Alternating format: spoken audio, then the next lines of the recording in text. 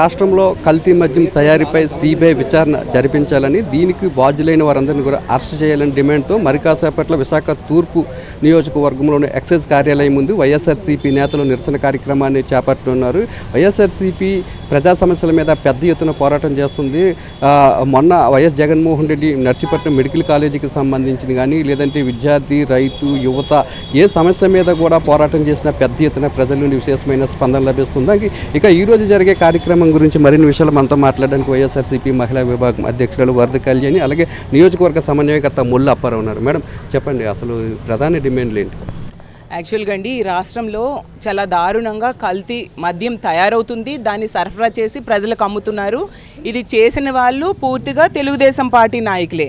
అది ఎక్సైజ్ శాఖ వాళ్ళే బయట పెట్టడం జరిగింది. అందుకు దానికి నిరసనగా రాష్ట్ర వ్యాప్తంగా ప్రతి నియోజకవర్గంలో కూడా మేము మా వైఎస్ఆర్ కాంగ్రెస్ పార్టీ తరఫున ఈ కల్తీ మద్యం అరికట్టాలని, అలాగే సిబిఐ ఎంక్వైరీ చేయాలని నిరసన కార్యక్రమం చేపడుతూ ఉన్నాము. ఈరోజు ఇక్కడ విశాఖపట్నంలో ఈస్ట్ నియోజకవర్గంలో సిరిపురం జంక్షన్ దగ్గర ఉన్న ఎక్సైజ్ కార్యాలయం దగ్గర ఈ కార్యక్రమం చేపట్టడానికి ప్రయత్నిస్తూ ఉన్నాము. అలాగే తీసుకుంటే ఈ కల్తీ మద్యం అనేది ఎంత దారుణంగా ఈ రాష్ట్రంలో దొరుకుతూ ఉంది, ఎంత దారుణంగా ఎంత ధైర్యంగా తెలుగుదేశం పార్టీ వాళ్ళు తయారు చేస్తూ ఉన్నారో మనం అర్థం చేసుకోవచ్చు.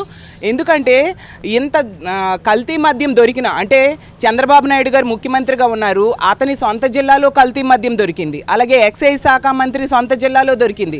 అలాగే హోంమంత్రి గారి సొంత జిల్లాలో కల్తీ మద్యం దొరికింది. అంటే ఎంత వెచ్చలవిడిగా కల్తీ మద్యం అనేది తయారవుతుంది, రవాణా అవుతుంది అర్థం చేసుకోవచ్చు. మళ్ళీ నిస్సిగ్గుగా వాళ్ళ పార్టీ నాయకులు దొరికినా కూడా, వాళ్ళ ఎక్సైజ్ శాఖే బయట పెట్టినా కూడా తిరిగి మా పార్టీ నాయకుల మీద వీళ్ళు అబాండాలు వేస్తూ సిట్ విచారణ అంట. అసలు సిట్ అనేది చంద్రబాబు నాయుడు గారి జోబులో సంస్థ. అతను కూర్చోమంటే కూర్చుంటుంది, నిల్చోమంటే నిల్చుండి సంస్థ. అది వీళ్ళే తప్పులు చేస్తూ, ప్రభుత్వంలో ఉన్న పెద్దలే తప్పులు చేస్తూ వాళ్ళే విచారణ చేస్తే న్యాయం ఎక్కడ జరుగుతుంది అని మేము ప్రశ్నిస్తూ ఉన్నాం. అలాగే చంద్రబాబు నాయుడు గారు నిన్న మాట్లాడుతూ 27 మంది కల్తీ మద్యం తాగి గత ప్రభుత్వంలో చనిపోయారని పచ్చి అబద్ధాలు మాట్లాడుతూ ఉన్నారు. మేము దీన్ని తీవ్రంగా ఖండిస్తూ ఉన్నాము.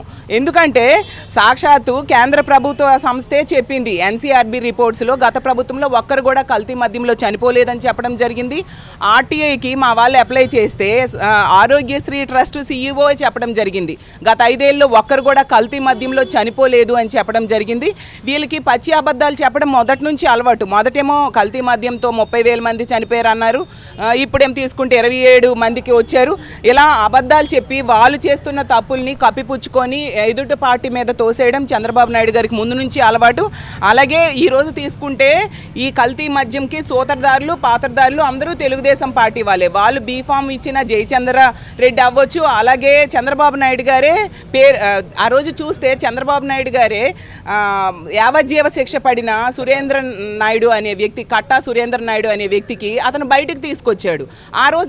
ఆ వ్యక్తి ఈరోజు కల్తీ మద్యం స్కామ్లో దొరకడం జరిగింది. అలాగే ఆఫ్రికా నుంచి ఆంధ్ర వరకు వ్యాపారం చేస్తున్న జనార్దన్ రావు అనే వ్యక్తి తెలుగుదేశం పార్టీ వ్యక్తి. సో వీళ్ళందరూ తెలుగుదేశం పార్టీ నాయకులు. వీళ్ళు ఈ కల్తీ మద్యం యథేచ్ఛగా చేస్తూ ప్రజల ఆరోగ్యంతో ఆడుకుంటున్నారు. అలాగే మహిళల ప్రాణాలకి ఈరోజు రక్షణ లేని పరిస్థితి. ఎందుకంటే కల్తీ మద్యం తాగి మహిళల మీద అఘాయిత్యాలు ఈరోజు ఎంత దారుణంగా పెరిగాయో అర్థం చేసుకోవచ్చు. ప్రభుత్వమే చెప్తూ ఉంది 21% అక్రమ మద్యం అవ్వచ్చు, డ్రగ్స్ అవ్వచ్చు, గంజాయి పెరిగిపోయింది రాష్ట్రంలో అనేసి. కల్తీ మద్యం వలన ఈరోజు తీసుకుంటే 10% రేపులు పెరిగాయి, 4% మహిళల మీద అఘాయిత్యాలు పెరగడం జరిగింది. ఎంత దారుణంగా ఈరోజు రోజుకి 70-80 కేసులు నమోదవుతూ ఉన్నాయి ఈ కల్తీ మద్యం తాగడం వల్ల మహిళల మీద జరుగుతున్న అఘాయిత్యాలు. అలాగే తీసుకుంటే గంటకి 3-4 సంఘటనలు జరుగుతూ ఉన్నాయి. ఈ విధంగా ప్రజల జీవితాలు నాశనం అవుతుంది. ఇంకోవైపు తీసుకుంటే మహిళల ప్రాణాలకు రక్షణ లేని పరిస్థితి, మహిళల తాలిబొట్లు తెగిపోయే పరిస్థితి. మళ్ళీ తిరిగి చంద్రబాబు నాయుడు గారు అంటారు గత ప్రభుత్వం హయాంలో జరిగింది, వాళ్ళు చేశారు అనేసి పచ్చి అబద్ధాలు చెప్తున్నారు కదా.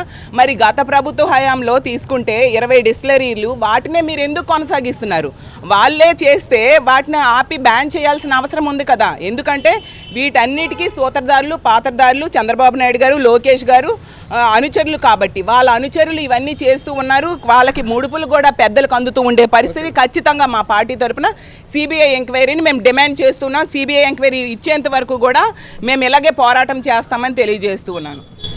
ఈ నకిలీ మద్యానికి సంబంధించి సూత్రధారులు పాత్రధారులు తెలుగుదేశం పార్టీకి సంబంధించిన వాళ్ళే ఉన్నారని, కాబట్టి దీని మీద సిబిఐ విచారణ జరిపించాలని చెప్పి వైఎస్ఆర్సీపీ నేతలు డిమాండ్ చేస్తున్నారు. వైఎస్ జగన్మోహన్ రెడ్డి పిలుపు మేరకు రాష్ట్ర వ్యాప్తంగా ఉన్న అన్ని నియోజకవర్గాల్లో కూడా పెద్ద ఎత్తున ఎక్సైజ్ కార్యాలయం ముందు నిరసనకు చేపట్టడమే కాకుండా అనంతరం దీని మీద వినతి పత్రాలు కూడా ఎక్సైజ్ అధికారులకు సమర్పించనున్నారు.